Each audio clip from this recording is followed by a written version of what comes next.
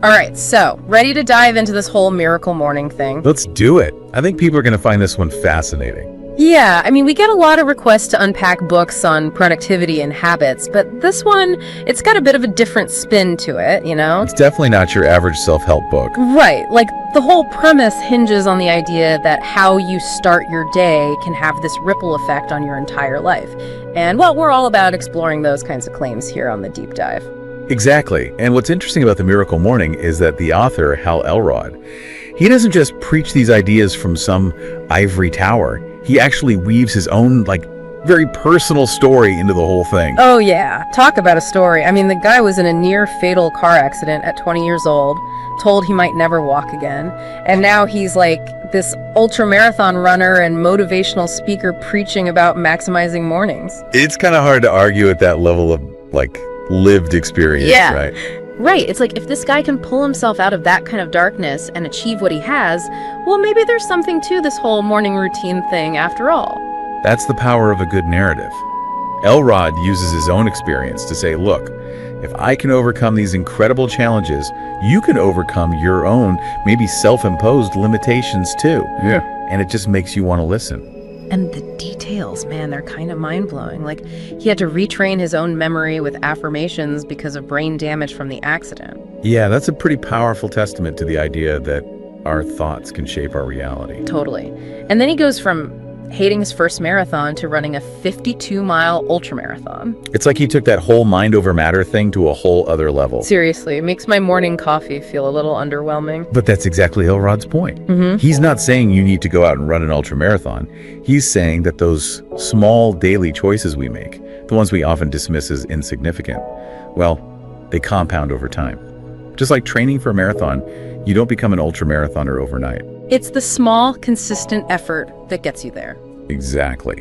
Whether it's running, finances, relationships, careers, anything, it's all about those small, consistent choices. Okay, so how do we actually apply this to our mornings? He lays out this whole miracle morning routine, right? Well, with the life, SAVRS, what are they again? Right, so the SAVRS stand for silence, affirmations, visualization, exercise, reading, and scribing. 6 things. 6 things before you even, think about checking your email. Well, the good news is Elrod's not about rigid schedules. The point of the Life SAVRS is that they're categories, not commandments. He even has a 6-minute version for those super rushed mornings. A 6-minute miracle morning. Exactly. Because, as he says, doing something is always better than doing nothing. Even if you only have 6 minutes, those 6 minutes can be your launch pad for a more positive and productive day. I like that. Okay, but let's break down these SAVERS a little bit more. Let's start with silence.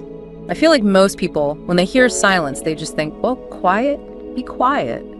But Elrod's talking about a whole other level of silence. Exactly.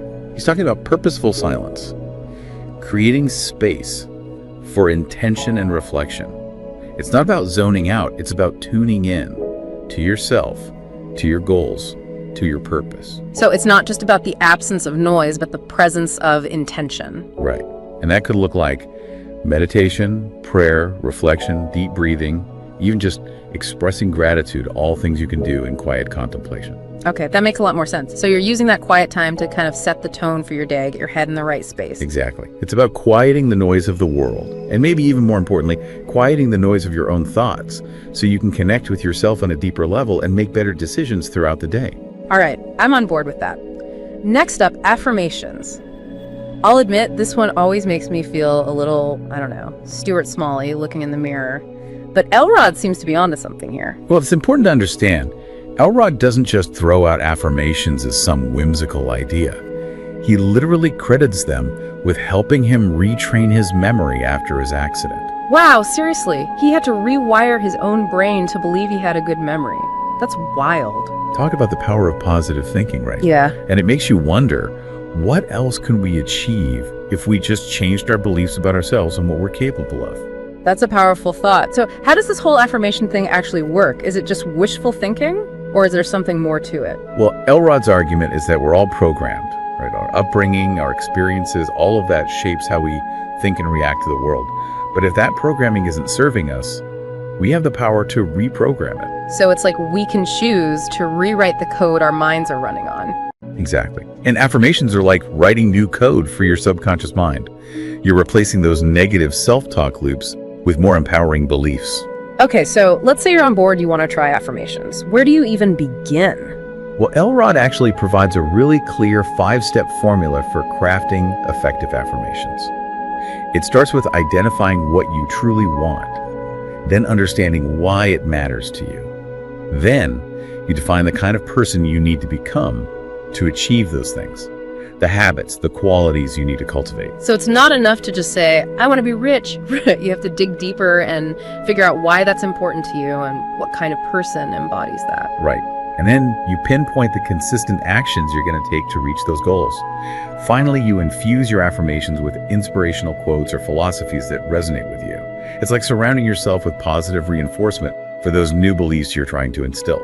I love that he combines practical steps with that motivational boost. It's like he's saying, dream big, but have a plan and surround yourself with inspiration.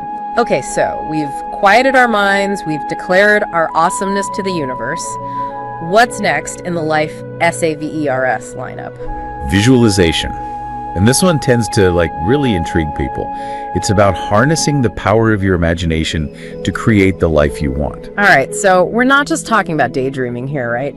What does Elrod say about actually making visualization work for you? So he breaks it down into a pretty simple 3-step process. First, get crystal clear on what you want to visualize, whether it's a goal, a skill, or even just experiencing more joy in your life. So get specific. Don't just say, I want to be happy. Figure out what happy actually looks like for you. Exactly. Then create a vivid mental picture of it, engaging all your senses. What are you seeing, hearing, feeling? The more detailed you can make it, the more real it becomes to your subconscious mind. It's like you're creating a mental movie trailer for the life you want to live. And the more you watch that trailer, the more your brain starts to believe it can become reality. Exactly. You're essentially training your subconscious mind to act in alignment with your goals. And I guess the more real it feels to your subconscious, the more likely you are to actually take action to make it happen. Exactly. Okay, so we've had our quiet time, we've declared our awesomeness, visualized our dream lives. What's next? Time for some action, right? Sounds like it. Yeah. The next SAVER is exercise. And before everyone listening starts groaning and hitting the snooze button, remember, Elrod's not necessarily talking about an hour-long gym session here. Right, he's all about meeting people where they're at, starting small. Even if it's just a few minutes of stretching or a quick jog around the block. Exactly. The key is to get your heart rate up, get your blood flowing. He says it helps boost your energy, your focus, your mood for the rest of the day. Like hitting the refresh button on your body and mind. I can see how that would set you up for a more productive day. Okay, so we've moved our bodies. Now it's time to feed our minds with the next SAVER, which is reading. And I'm guessing this is about more than just scrolling through social media, right? You got it. Elrod's all about purposeful reading. Like, what's the point of reading if you're not actually gonna, take away something from it? He wants you to approach it with intention, asking yourself what you want to gain from the experience, how you can apply that knowledge to your own life. Exactly. He's a big fan of highlighting key passages, taking notes, even summarizing what you've read in your own words. So basically, treat your reading like it's an important meeting, not just like background noise. Take notes, ask questions, really engage with the material. Make it an active process, not a passive one. And I think that's true for learning in general, not just reading. Absolutely. All right, we're on the last SAVER now, scribing, which is really just a fancy word for journaling. Right. But it's important to understand why Elrod includes this. He doesn't just think it's like a nice to have. He actually sees journaling as a really powerful tool for self-reflection, goal setting, processing emotions, sparking creativity, even cultivating gratitude. So how does he recommend people actually make journaling a habit? I feel like that's something a lot of people struggle with. Yeah, he encourages people to experiment with different approaches. Some people thrive with just free-flowing writing, getting whatever's in their head down on paper. Others prefer more structured prompts, like, what am I grateful for today? Or what's one thing I want to accomplish this week? He's not opposed to digital journaling either, right? If that's more your style. Exactly. It's about finding a method you'll actually stick with. He even admits, he used to buy these beautiful, expensive journals, convinced that if he spent more money, he'd use them more.